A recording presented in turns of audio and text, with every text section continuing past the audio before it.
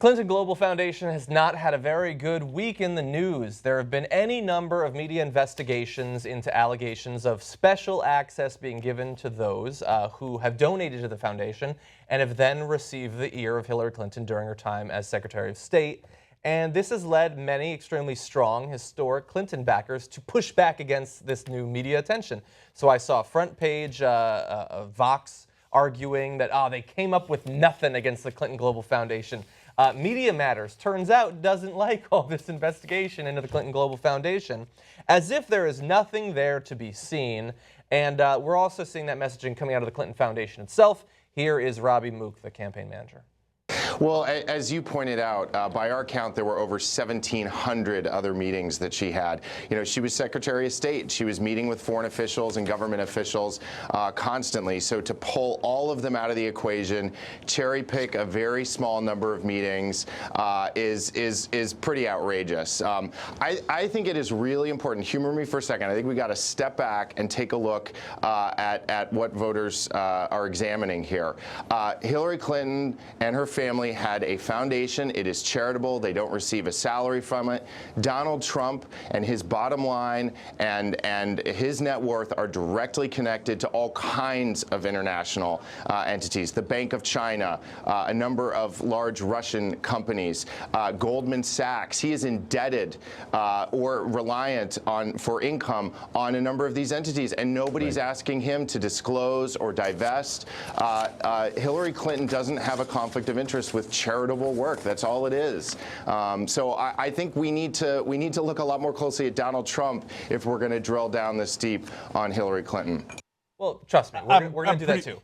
Yeah, I'm pretty sure we've drilled down pretty deep on Donald Trump. I think so. Yeah. Maybe too far. So anytime we drilled so deep we found light sweet crude.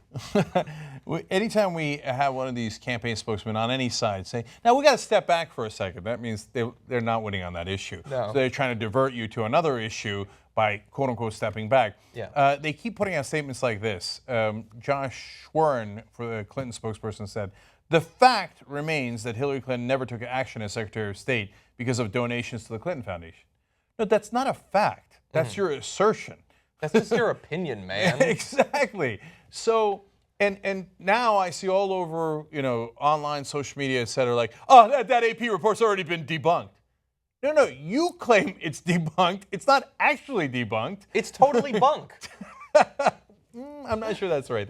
Okay, so for these guys, they keep saying like, you've proven nothing. You've proven nothing. Yeah. All right, so let's give you some evidence of the possible quid pro quo, at least certainly the appearance of a conflict of interest that was created. Yeah, and so we're going to break down one case study having to do with Bahrain and a couple of peripheral cases to that. But first of all, you heard him talking in the video, Mook, about these numbers, how many numbers of meetings there were. And the thing that they think they have debunked is the AP investigation that said that 85 of 154 meetings or phone calls Clinton held with private citizens were with donors to the family charity. And so they respond. Brian Fallon, Clinton spokesman, released a statement charging that the report used utterly flawed data that cherry-picked a limited subset of Secretary Clinton's schedule to give a distorted portrayal of how often she crossed paths with individuals connected to charitable donations to the Clinton Foundation. So what they're basically saying is, because that AP infographic that people have been tweeting around doesn't encapsulate every meeting she has ever had, thus she never did anything bad. I don't care about that infographic or whatever number the AP has come up with. If it turns out that in one case you authorized millions in government dollars going to another company or another country because of Clinton Global Foundation donations, I don't care about what the percentage of corrupt meetings you had was. If you did one, that's illegal. And we've identified multiple at this point. We're going to talk about one in detail right now, actually. Okay, just one last thing on that. No, the Clinton people are the ones doing the cherry picking, I would argue. They say, well, I've got 1,700 meetings with foreign governments and U.S. government officials. Yeah, but that's not what the AP was talking about. They were talking about meetings with private citizens. Yeah. And of the meetings with private citizens, golly gee, more than half happened to donate a lot of money to the Clinton Foundation. See, as Secretary of State, you must meet with other government officials. You must meet with foreign governments. That's your job. Now, private citizens, that's your choice. So as the head of the State Department, you chose to mainly meet with people who had already given your foundation millions of dollars or were promising to give further millions of dollars. That is definitely the appearance of corruption, and you're cherry picking the data. Now let's drill down into one particular case that we sort of alluded to, I think, a week ago talking about the foundation.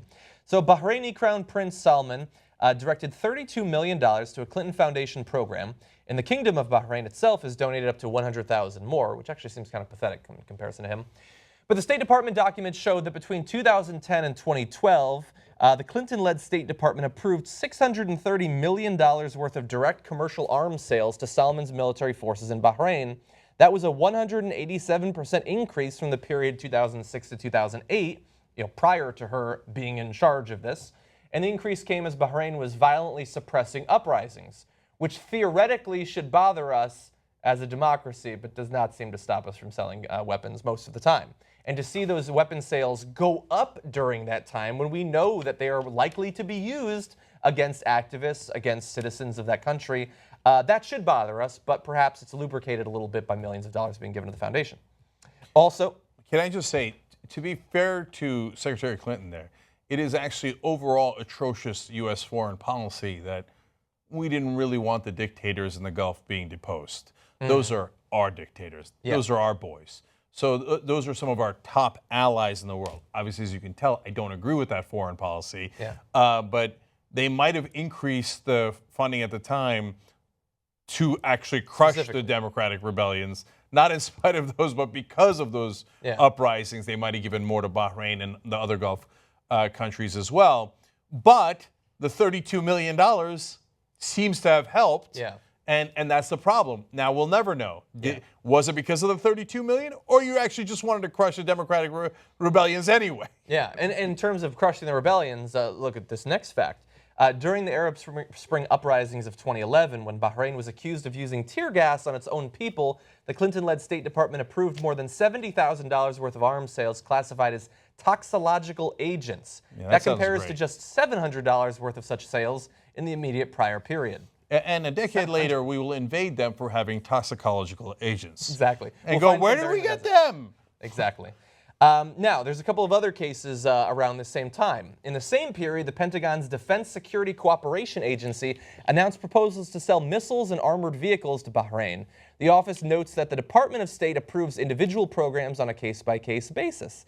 At the time of the armored vehicle proposal, Foreign Policy magazine reported that Clinton's department has not released details of the new sale, and Congress has not been notified through the regular process. Instead, the State Department simply briefed a few congressional offices and is going ahead with the new sales, arguing it didn't meet the threshold that would require more formal notifications and a public explanation, especially because that public explanation might be embarrassing. Yeah, so we can't have this. Now, in fact, there's one other person who agrees, Hillary Clinton. So because they've announced now that if she becomes president, they will no longer take those donations to the Clinton Foundation from foreign governments. But is it really that different to be president or secretary of state representing the United States government and the people in our relations with all foreign governments? Yeah. That is, in terms of foreign policy, obviously the second most important office in the whole country. So should you have been, had those dealings and taken all that money for the Clinton Foundation while Secretary Clinton was making those foreign policy decisions? And also, of course not. Of course you shouldn't have. And look, okay, all well and good to stop taking the money. You already took a lot of money. And it's not like, oh, after a week it all wears off any obligation.